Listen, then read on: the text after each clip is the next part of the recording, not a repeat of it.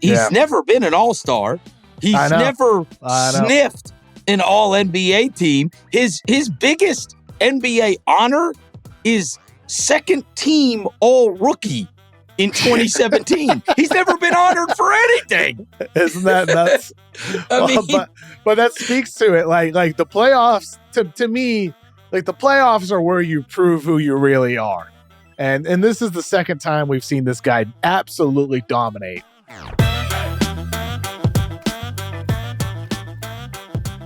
It can't be overstated what Jokic and Murray have done throughout this postseason. I swear, every time we come and we talk about this duo, I feel like I'm constantly reading off stats that either have been done once before or they've never been done before, like these 30-20-10s that Jokic has going in the finals. There's only two other guys ever, Kareem and Wilt, that have done that. Never had two players with 30-point triple-doubles. Now, that one, I will say, after all these stats I read and all these breakdowns I read, that one truly did shock me.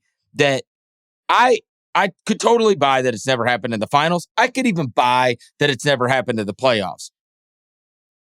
I was shocked that has never happened in any game ever. It's never happened in any game. I mean, we just did the 75th anniversary team, for God's sakes. It's a lot of basketball games that have been played. And it just, and what I keep thinking is, last round in the conference finals, I remember it was no two players have had 25 points and 10 assists in a game since Michael Jordan and Scottie Pippen back long ago. And then this one was 30 points and 10 assists. The last time that was done in the finals was Clyde Drexler and Terry Porter. And what I'm kind of left with is all of these stats that I read off, they're forever ago.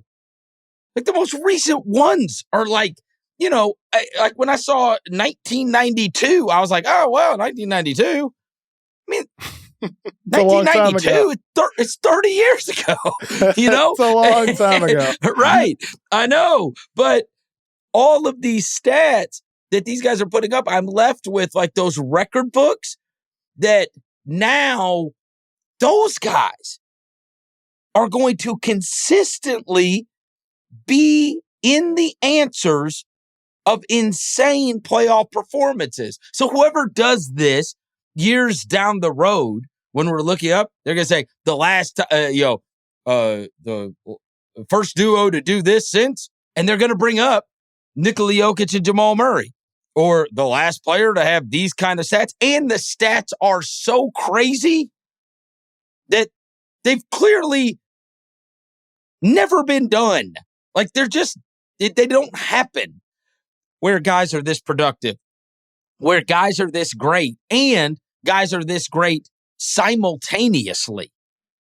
And they're truly going to go down. Obviously, Jokic's going to go down as one of the greatest players to ever play basketball. And this duo is just engraved itself in every record book there is for playoffs, for finals, for conference finals. It's every round.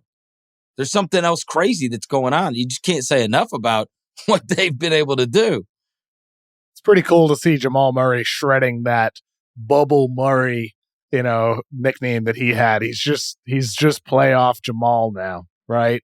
I mean, like he's averaging in the postseason, just as 18 games he's played, 27.4 points on 48% from the floor, 39.6% from three, 92% from the free throw line. So that's absurd level of efficiency as a scorer. Like you could leave it there and say this guy's awesome. But he also has 6.8 assists to only 2.4 turnovers. He's creating for his teammates. We know about the two-man game with Jokic. He's creating for others within that. He's limiting turnovers. 5.7 rebounds as a 6'4" guard. He's rebounding. He's aggressive. He's competing on defense as well. Jamal Murray, throughout this entire postseason, I think it's time to reevaluate where this guy ranks amongst the league's best players. Like, does he belong in that top 25, top 20 conversation? Like right now, just pulling up the NBA ringer rankings that Kyle Mann, Rob Mahoney, and Michael Pina do. Let me just see where he is on there out of curiosity. It was last updated on May 18th, and Murray was 29. So, and he had moved up. I don't know where he was previously, but 29 behind Brandon Ingram, Lauri Markkanen, Pascal Siakam, Jalen Brunson, Bam Adebayo, Anthony Edwards, Paul George, Trae Young. He's definitely better than Trae Young, with all due respect. I mean, Kevin, he's never been an all-star. He's never sniffed an all-NBA team. His biggest NBA honor is second team all-rookie in 2017. He's never been honored for anything. Isn't that nuts? But that speaks to it. Like the playoffs, to me, like the playoffs are where you prove who you really are. And this is the second time we've seen this guy absolutely dominate. The bubble, I don't think the bubble, anything that happened deserves an asterisk like some people do. Murray did what he did considering the circumstances. But now, doing this against the level of defenses that he is, especially against Miami, what Miami did to Boston and Milwaukee, competing against the Knicks, can't forget about that tough series as well in the middle of the playoffs. Like, this guy is absolutely unbelievable. He's unbelievable. I think you remember we had that discussion about the Jimmy Butler All-Stars. These are the guys that you want when it matters most. He is certainly on that list. Maybe you want them more when it matters most than you even want them in the regular season. Jamal Murray had an okay regular season, 20-point per game scorer, shot mid-40s, from the field. It wasn't like he's one of the top scorers in the league, throughout the year. But much like Jimmy, he's one of those guys that when you've got to play the 16-game season,